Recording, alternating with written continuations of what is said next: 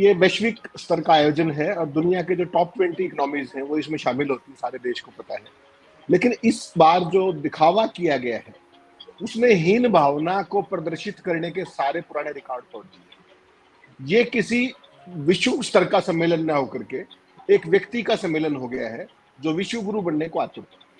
मैं इसको Modi shining movement कहता हूं, जहां तक मोदी जी के पिछले 9 साल का कार्यकाल की बात।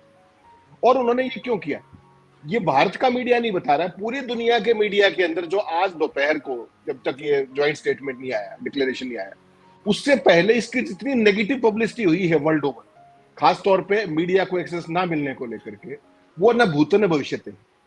नरेंद्र मोदी जी ने केवल 2 आंकड़े दूंगा मैं आपको, भारत गरीब देश है, सोने चांदी के बर्तन को, सारी बातों पे आएंगे हम। 2800 करोड़ रुपए का भारत मंडप बना है ऑन रिकॉर्ड, 2800 करोड़ रुपए का। क्या भारत देश की ऐसी हैसियत है? क्या दुनिया के किसी भी देश के अंदर इस तरह का कोई ऐसा कंस्ट्रक्शन किया गया है क्या G20 के लिए पिछले 2007 के बाद आज तक?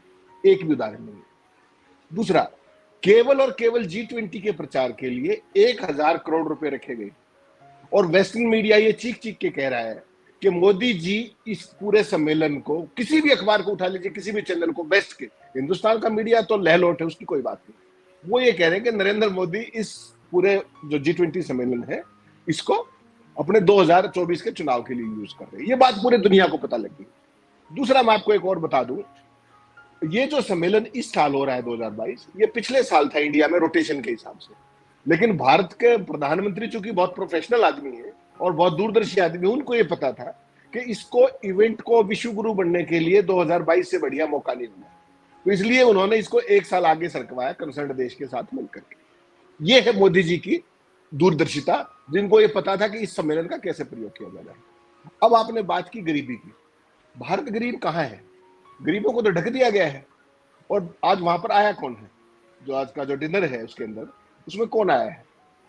उद्योगपति आए हैं, बड़े से बड़े धनपशु आए हैं, विपक्ष के नेता तक को भी नहीं आमंत्रित किया गया है। जो ऑफिशियली नेता है खड़गे साहब, उनको आमंत्रित नहीं किया गया, तो विपक्ष मुक्त भारत हो गया। इतना बड़ा लोकतंत्र, दुनिया का सबसे बड़ा लोकतंत्र है। उसके बाद पूरा वेस्टर्न मीडिया, जिनकी एक पूरी कल्चर है, जिनकी परंपराएं हैं, आज प्रधानमंत्री जी ने अब तक 15 द्विपक्षीय वार्ताएं की, 15 बायलैटरल मीटिंग्स, और एक के अंदर भी मीडिया का कोई बाइट नहीं। इसका अर्थ क्या हुआ कि सवाल मुक्त भारत भी हो गया। तो विपक्ष मुक्त लोकतंत्र और सवाल मुक्त लोकतंत्र, ये 2 अचीवमेंट्स जहां तक मोदी जी की व्यक्तिगत है, ये है। Modi shining, there is no confusion, Modi ji तो हमेशा ही शाइनिंग है। लेकिन इस पूरे में जो पूरे दुनिया के अंदर हमारी खिल्ली उड़ी है, जितनी नेगेटिव पब्लिसिटी जो अमेरिकन प्रेसिडेंट की मीटिंग के दौरान जो मीडिया को एक्सेस ना देने की है, ना वो भूत न भविष्य है। और उसका कारण केवल समझना पड़ेगा, अमेरिकन जो पॉलिसी मेकर्स है, जो अमेरिका के राष्ट्रपति का व्हाइट हाउस का स्टाफ है, उनका जो NSA है, उसने कोई भी चीज छुपाई नहीं। जब मोदी जी अमेरिका गए थे स्टेट विजिट पे, तभी उन्होंने बिल्कुल खुले कहा था कि हम चाहते हैं खुल के सवाल जवाब हो, भारत नहीं मान रहा। आज उन्होंने बिल्कुल, उनकी वेबसाइट पे देख लीजिए आप, उन्होंने सब कुछ खोल के रख दिया कि ये तो। और हालत ये है कि मोदी जी से मुलाकात कर रहे हैं बाइडेन हिंदुस्तान में कल शाम को, और उसकी प्रेस ब्रीफिंग जो उनके साथ मीडिया चल रहा है, जो उनके साथ मीडिया आया है अमेरिका से, एंटूरेज, उसकी ब्रीफिंग ताइवान के ताइपे में होगी। कल्पना कर सकते हैं आप? अपने मीडिया से भी एक्सेस नहीं, प्रधानमंत्री हमारे से तो छोड़ दीजिए। तो ये जो सूरत हाल है, ये भारतीय लोकतंत्र का बहुत ही एक, मैं क्या कहूं, इसके लिए कोई शब्द उचित मुझे नहीं मिल रहा है, लेकिन कहीं ना कहीं जो 56 इंच और इतने बड़े दुनिया के सबसे बड़े ऑरेटर अपने आप को कहते हैं, उनकी क्या हालत है मीडिया को लेकर के, एक तो ये समझने की बात है। 2800 करोड़ रुपए का भारत मंडप, मुझे ये बताइए, क्या भारत इसको अफोर्ड कर सकता है? और इस G20 सम्मेलन के बाद उसकी यूटिलिटी क्या होगी, कोई बता सकता है? उसकी मेंटेनेंस कॉस्ट क्या होगी? क्या वो भारत जैसे देश के ऊपर, रिसोर्सेज के ऊपर एक ड्रेन नहीं होगा? क्योंकि हमारे यहाँ इस तरह की इवेंट्स कब होती है।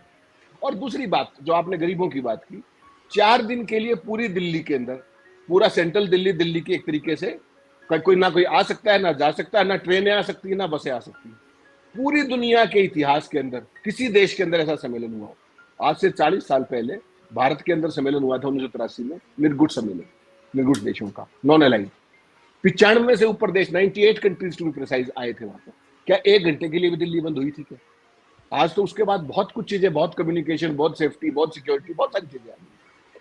तो मोदी जी ने इसके थ्रू अपनी तो मार्केटिंग कर ली, मोदी जी आज की तारीख में अगर आप पूरे होर्डिंग्स देखेंगे, पूरा प्रचार देखेंगे, जो गोदी मीडिया की हालत देखेंगे, वो देश से बड़े हो गए हैं। आप देख रहे हैं जनचौक का सोशल मीडिया प्लेटफॉर्म।